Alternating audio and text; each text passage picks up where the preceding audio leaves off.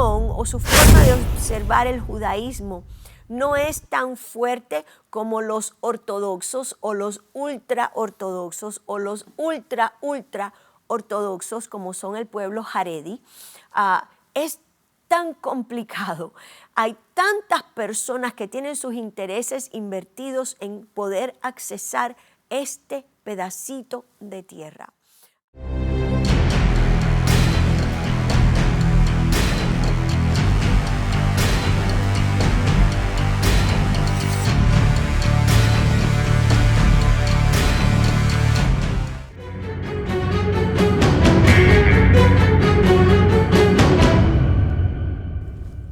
Bienvenidos a Enfoque, feliz lunes. Estamos nuevamente conectados, qué bendición. Espero que me estés escuchando así como te tomas un cafecito o tal vez es tarde en la noche. Muchas personas me dicen, a veces veo 3 y 4 de tus episodios porque me voy atrasando, pero qué bueno que nos podemos conectar sabiendo que semanalmente el Señor está trayendo esta información tan y tan relevante a nuestro último tiempo. Este es el último tiempo en la tierra y no podemos hacernos los que no lo sabemos, los que no lo vemos, porque estamos rodeados de cosas que van apuntando y diciéndonos, miren, esto es profético, esto es profético. Y por lo tanto, esta pequeña serie que estoy haciendo está basada en una perspectiva profética, hablando del lugar de más volatilidad en la tierra. Es el Monte Santo o el Monte Moriah, el monte donde Abraham estuvo, donde después fue a sacrificar a Isaac, el lugar donde está la piedra principal. Se dice, los rabinos dicen, que la piedra sobre la cual estaba apoyada el arca del pacto mientras estuvo en el templo de Salomón fue la primera cosa que se manifestó cuando Dios empezó a crear la tierra. En este momento, esa piedra está dentro de la cúpula dorada, dentro de este lugar musulmán, y en realidad antes los turistas podían entrar a verla. Hay muchas fotografías de ese lugar. Tiene una pequeña hendidura con exactamente la medida del arca del pacto. Así que se sabe que esa piedra, el lugar santísimo, estaba en ese lugar y el arca del pacto descansaba sobre esa piedra que se llama the foundational stone o la piedra del fundamento. ¿Por qué? Porque ellos dicen que esa fue la primera cosa que se manifestó materialmente cuando Dios habla y de la nada crea. Y crea el universo y crea la tierra. Así que es un lugar volátil, es un lugar, como dije anteriormente, el corazón de la tierra, para no decir que es el corazón del universo, porque no podemos tomar o no podemos dejar de pensar que el Señor tiene su trono también en esa ciudad a los lados del norte, donde un día visitaremos nosotros también. Así que estamos hablando de esta perspectiva profética para entender el conflicto de ese pedacito de tierra tan codiciado por tantas personas y que el pueblo de Israel, a través de la palabra de Dios, recibe como herencia esa tierra para las 12 tribus de Israel. Y vamos a estar hablando acerca de cómo Israel entra en una relación con Turquía, la cual mayormente ha sido amistosa, pero se ha vuelto un poco amarga en los últimos años, probablemente debido a las ambiciones regionales del presidente de Turquía, Tayyip Erdogan. Y él a veces que es un poco errático en sus movidas, es un poco errático. Hoy por hoy en Turquía hay grandes manifestaciones en contra del presidente Erdogan porque él hace cosas un poco no son normales sus movimientos. Entonces, vamos a ver que Turquía ha jugado un papel importante con Israel, apoyó la llamada Flotilla de la Libertad de Gaza, una misión del 2010 donde se entregaban materiales de construcción y ayuda humanitaria a la Franja de Gaza, coordinada por el movimiento Gaza Libre y la Fundación Turca para los Derechos Humanos y las Libertades y la Ayuda Humanitaria.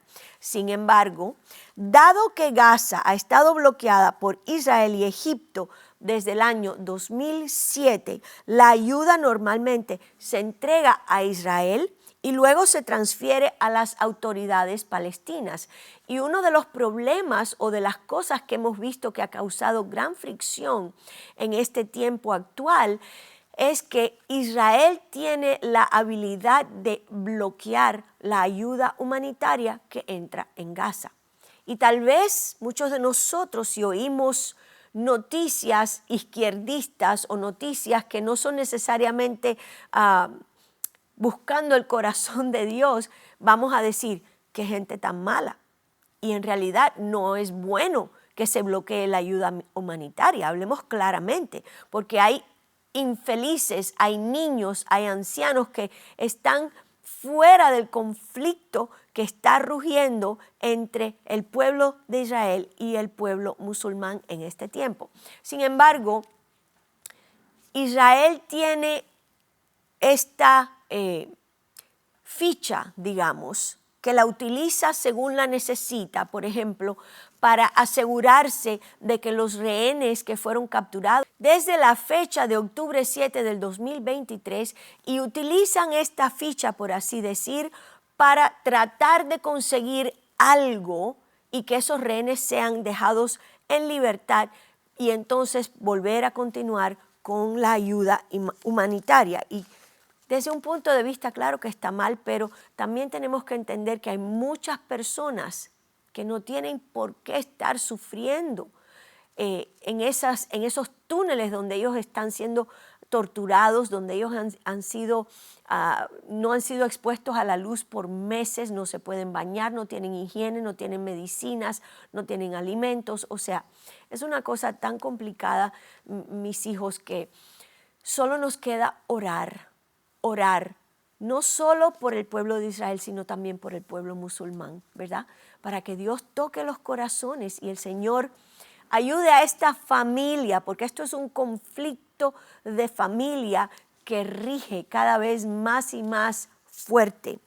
Entonces, la flotilla trató de hacer un punto político y de relaciones públicas mediante el bloqueo. Y cuando las fuerzas israelíes interceptaron la flotilla el 31 de mayo del 2010, muchas personas, o para decir 9 personas, murieron a bordo del barco turco Mavi Marmara. Aunque Erdogan dijo en el 2013 que las relaciones con Israel podrían normalizarse si se cumplían ciertas normas o ciertas condiciones, desde entonces ha pedido a los sunitas y los chiitas, las tribus sunitas y chiitas, que dejen de lado sus diferencias y protejan el monte del templo. O sea, hay tantos jugadores y hay tanta cosas sucediendo a la misma vez que es muy difícil entender el conflicto y quién verdaderamente tiene la razón. En el clima político actual, Israel se volverá cada vez más y más resistente a la presión para que renuncie al monte del templo. Debemos entender que hay mucho pueblo israelí que no es religioso. Hay mucho pueblo israelí que es lo que ellos llaman progresivos. En otras palabras, que su religión o su forma de observar el judaísmo no es tan fuerte como los ortodoxos o los ultra ortodoxos o los ultra ortodoxos como son el pueblo jaredi. Es tan complicado. Hay tantas personas que tienen sus intereses invertidos en poder accesar este pedacito de tierra. Ha sido muy importante entonces para Israel, bajo el mandato o la guianza de Netanyahu, poder mantener el estatus y retener el monte del templo. Eso les da a ellos autoridad religiosa, por así decir. Y como dije anteriormente, hay una gran cantidad de israelíes que no son religiosos, son, digamos, ateos para entender nuestro lenguaje, y que en realidad no les importa lo que pase con el monte del templo, solo quieren tener paz. ¿Y qué pasa? Que eso los lleva a ellos a ceder y a acceder a cualquier cosa con tal de que en Israel no haya guerra, no hayan ataques de terrorismo, lo cual en realidad es inocente pensar así. ¿Por qué? Porque los grupos terroristas árabes o musulmanes no necesariamente quieren el control absoluto de Jerusalén y del monte del templo. Ellos, y lo han dicho públicamente a través de los años, repetidamente, quieren exterminar por completo a Israel. Ellos no quieren el control del monte del templo y de la ciudad vieja de Jerusalén. Ellos quieren que todo judío, niño, hombre, mujer, anciano, perros, chivos, gatos, sean eliminados y jamás vuelvan a renacer. O sea que hay un odio ancestral que se está pasando y se fomenta y se alimenta de generación en generación, ¿okay? Ha entrado en el ADN espiritual de estas personas, donde ya no tienen lo que es el concepto humanitario ni el respeto al ser humano, a la creación de Dios, sino que simplemente quieren exterminar a estas personas. Y sinceramente, nadie tiene derecho a robarle la vida a nadie, porque Dios nos dio el derecho de nacer. Y por eso, esta información para nosotros, los que estamos orando, los que estamos conversando con otras personas y trayendo información y compartiendo, tal vez en nuestros lugares de trabajo, tal vez en nuestra familia, es tan importante tener la perspectiva correcta, porque si no entendemos el corazón o la médula o el porqué de todo esto, pues puede que terminemos defendiendo o hablando a favor de alguien que en realidad no está correcto su corazón. Porque tenemos, como dije anteriormente y reitero esto, el derecho de nacer. Y nadie tiene el derecho de exterminar a otra raza. Así que partiendo desde ese punto de vista, estos grupos terroristas que funcionan a través de su ideología con gente joven, muchas veces enviamos a nuestros hijos a las universidades y a los colleges. Vete, independízate, sin entender que están entrando en terrenos donde están funcionando ideologías y diablos para cambiar mente y corazón y que nos volvamos asesinos, criminales, queriendo destruir otra raza a la cual Dios dijo: eres mi primogénito, eres la niña de mis ojos. Entonces, ¿por qué irnos por encima del corazón y del sentir de Dios?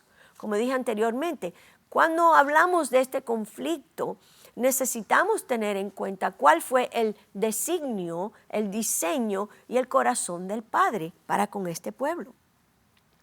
Entonces vamos a ver que la administración de Netanyahu, que ha gobernado Israel desde el año 2009, excepto por un interludio entre junio del 2021 y diciembre del 2022, ha estado invirtiendo silenciosamente en esfuerzos para preparar la construcción del tercer templo.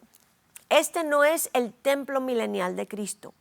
Este es el tercer templo donde se sentará el anticristo. Ahora, no importa si nosotros creemos en que el rapto ocurre antes, en el medio o después de la tribulación. El rapto es un hecho, va a acontecer. Lo que nosotros necesitamos entender es cuán cerca estamos de ese evento. Y lo que determina cuán cerca estamos de ese evento es lo que va a suceder, y escúchenme, va a suceder en Israel, en Jerusalén particularmente, con referencia al templo y las cenizas de la vaca alazana o la vaca rojiza. ¿Por qué? Porque una vez que Israel tenga las cenizas de la vaca rojiza, es como que el cielo manda una señal diciendo, es tiempo de construir, de levantar el tercer templo, porque ahora tienen el elemento que mezclado con agua puede limpiar o santificar todos los utensilios del templo que están preparados. Absolutamente todo está listo.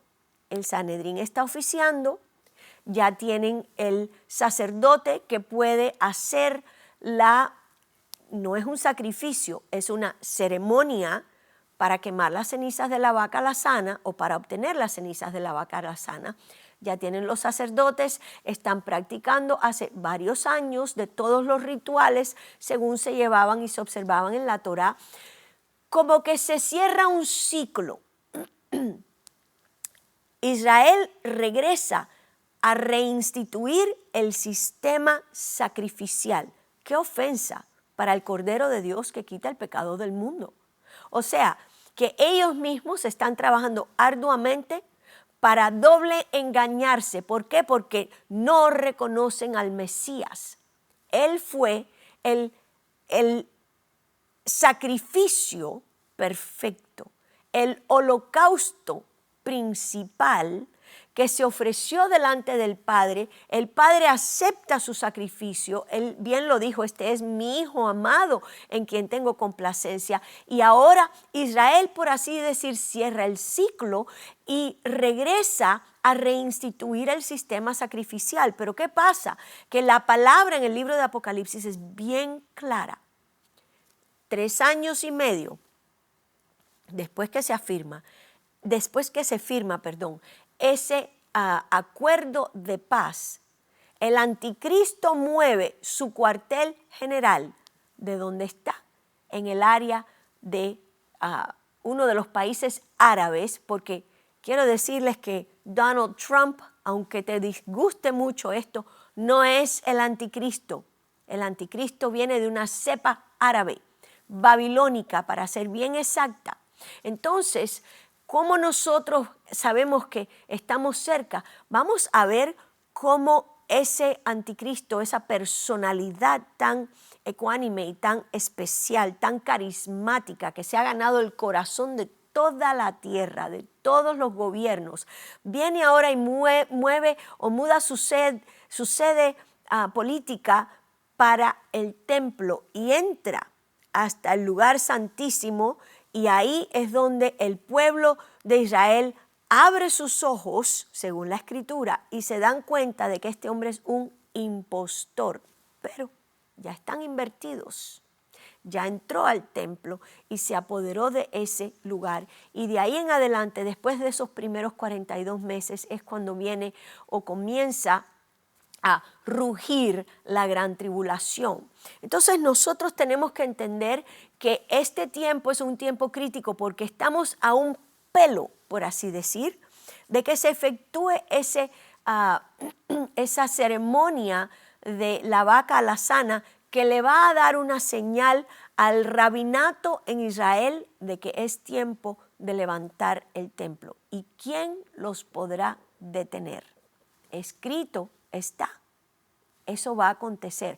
Y qué cosa tan tremenda que usted y yo estemos en la tierra, testigos oculares de todo lo que está aconteciendo. Y qué poderoso funcionar bajo esa unción de los hijos de Isaacar, donde podemos entender desde una perspectiva profética lo que se está moviendo, los eventos políticos, las fichas que se van moviendo políticamente hablando, geopolíticamente hablando, con la tierra, con los embajadores, con los gobiernos. O sea, es una cosa tremenda. Pero para nosotros poder entender todo esto es crítico, Los intercesores, y no me canso de decirlo, deben estar expuestos a estos programas, deben estar expuestos a esta información, porque debemos ser intencionales, debemos ser claros en nuestra oración y saber exactamente por qué debemos estar intercediendo. Amén. Entonces, lo que Netanyahu ha estado haciendo, inclusive en los Estados Unidos de América, a las yeshivas o las escuelas se lleva durante el verano a Israel a los jóvenes para que se enamoren de sus raíces y para que no se pierda esa esencia israelí o esa esencia judaica que estas familias tienen. Pero ellos a través de o bajo la dirección de Netanyahu se han dedicado a educar a los jóvenes israelíes sobre la importancia del templo y han preparado todos los planos arquitectónicos, los utensilios e incluso los animales de sacrificio necesarios para hacer una realidad del templo. Entiendan también que el arca del pacto no necesariamente tiene que estar en su lugar. El templo funcionó durante un largo periodo de tiempo, más de 400 años, sin el arca. Aunque ha salido y ha comenzado a circular un artículo del Centro de Inteligencia de los Estados Unidos, lo que se conoce como la CIA, donde ellos aseguran que saben dónde está el arca. Ahora, hay muchos arqueólogos, se corrió la voz de que el hijo de Salomón y la reina Sabá se llevó el arca a Etiopía y que el arca está en una pequeña iglesia en Etiopía. Miren mis hijos, el arca está debajo del templo. Los profetas del antiguo pacto sabían muy bien todo lo que venía para Israel, las invasiones, la invasión babilónica, después la invasión de los romanos, y el arca la escondieron. El arca, si Dios lo propone así, va a volver a resurgir. Y ese día tendremos un enfoque especial de última hora en vivo para mostrar y hablar de todo esto. Pero hasta el momento, lo que está aconteciendo es que estamos viendo este mover tan diferente, diciendo que el arca del pacto se sabe exactamente dónde está y nosotros sabemos que eso es cierto. En septiembre del 2018, una junta de rabinos certificó que una vaquilla roja perfecta de 1 semana de edad cumplía con todos los requisitos bíblicos para la purificación ritual necesaria para construir el tercer templo. Y mientras tanto, aliados cercanos del primer ministro Benjamín Netanyahu, específicamente un viceministro de defensa y un recaudador de fondos clave de Estados Unidos, han estado haciendo grandes contribuciones financieras para promover la causa de la construcción del templo. Esta podría ser la yesca, materia muy seca, a la espera de una chispa que desencadene un enfrentamiento de proporciones literalmente bíblicas. Si bien el Israel moderno es principalmente secular, como expliqué anteriormente, en los últimos años respetados rabinos ortodoxos y haredis han emitido proclamaciones regulares de la inminente llegada del Mesías. Hay un rabino específico, Haim Hakienevsky, una de las principales autoridades en la corriente principal del judaísmo haredi, que es ultra ortodoxo, que antes no era dado a las predicciones mesiánicas, pero él aconsejó a los judíos desde el año 2014 hasta su muerte en el 2022 que hicieran aliyá. Esto significa, esta palabra aliyá, que se repatriaran a Israel o que se trasladaran o regresaran a Israel. ¿Por qué? Porque desde la cautividad babilónica, Israel fue disperso por las naciones y la única tribu que regresa a Israel a reconstruir el segundo templo es Judá. De ahí viene el nombre, son judíos, porque fue Judá la que regresa mayormente a Israel, a Jerusalén, para comenzar bajo Nehemías y Esdras la reconstrucción del segundo templo, porque el templo de Salomón fue destruido por Nabucodonosor. Israel rompe el ciclo Shemitah. Cada 7 años debían dejar descansar la tierra. ¿Y qué hizo Israel? Violó el pacto, siguió cultivando la tierra y el Señor les llevó la cuenta y le dijo, han roto 7 ciclos Shemitah, por lo tanto, 70 años se van a ir a Babilonia para que la tierra descanse, porque Dios también tiene pacto con la tierra. Así que por 70 años el pueblo hebreo está en Babilonia, pero ahora se cumple el tiempo.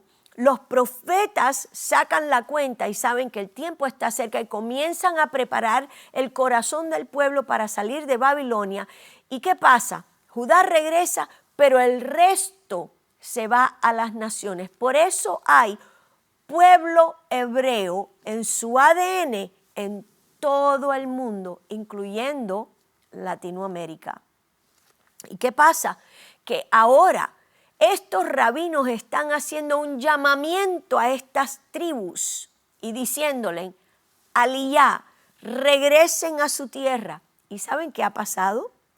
Que ha habido un tremendo mover, gente regresando de todas partes del mundo porque han escuchado ese llamamiento y han regresado a Israel haciendo Aliyá. Entonces, este judío Haredi, cuando emite este comunicado a las tribus que están en la dispersión, como bien dijo Pablo, les dice que regresen a Israel lo antes posible en preparación a la llegada del Mesías, porque ellos tienen un lema.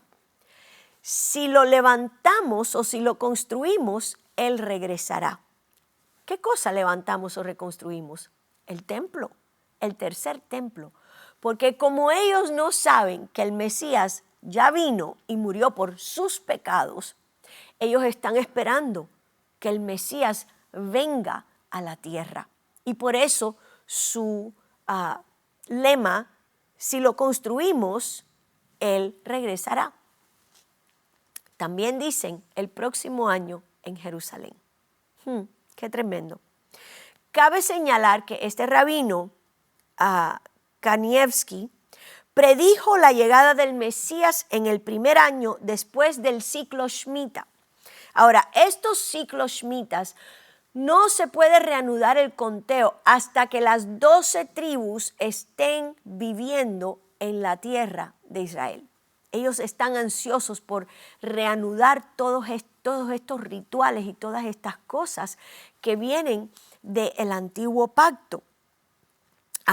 Ellos piensan, o no oficialmente, que un ciclo Shemitah terminó en el año 2016 y han continuado contando, pero en realidad no se puede poner en vigor el rigor del año Shemitah hasta que todas las tribus estén en Israel.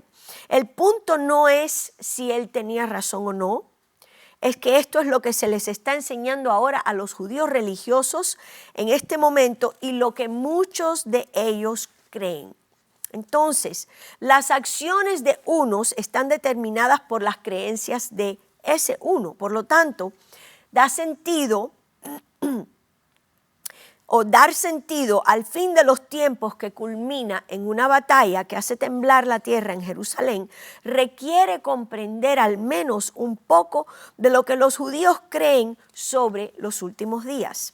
Y al igual que con las interpretaciones cristianas de la profecía del fin de los tiempos, los judíos creen que Israel enfrentará una amenaza existencial de una coalición de enemigos que invaden desde el norte. Escrito está, va a acontecer. Esa es la profecía de la guerra de Gog y Magog, registrada entre los capítulos 38 y 39 del profeta Ezequiel. Por lo general, los cristianos entienden que esta guerra terminará cuando Dios intervenga y destruya sobrenaturalmente al ejército invasor con pestilencia y derramamiento de sangre, lluvias torrenciales y granizo, fuego y azufre. Y hemos llegado al final de este episodio tan informativo y tan especial. Espero que usted se tome unos momentos, revise la información, escúchela de nuevo, escriba, abra la Biblia, busque los versículos bíblicos para que pueda entender cabalmente lo que Dios está hablándonos en este tiempo y podamos ser eficaces en nuestra oración y en lo que hacemos para prepararnos para la inminente llegada del Mesías. Dios te bendiga y nos vemos la próxima semana.